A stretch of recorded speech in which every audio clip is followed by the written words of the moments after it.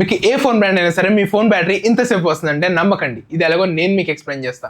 ఇది ఎలా అంటే ఒక కార్ బ్రాండ్ మీ కార్ 20 కిలోమీటర్స్ మైలేజ్ ఇస్తా అంటే అది రియల్ లైఫ్లో కేవలం 16 కిలోమీటర్స్ 15 కిలోమీటర్స్ మాత్రమే ఇస్తుంది. సేమ్ టు సేమ్ ఎగ్జాక్ట్లీ ఇలానే ఫోన్స్లో కూడా.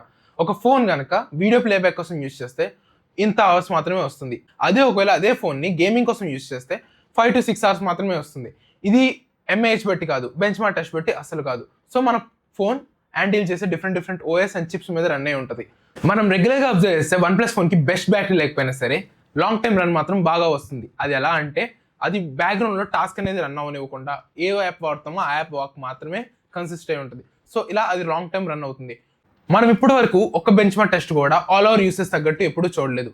సో మీరు కూడా ఇంకా ఫ్యూచర్లో బెంచ్ మార్క్ టెస్ట్ నమ్మడం మానేయండి. సో ఇలాంటి లేటెస్ట్ ఇన్ఫర్మేషన్ కోసం మన ఛానల్ని ఫాలో అవుతుండండి. తెలుసుగా మన ఛానల్ సాంకేతికత.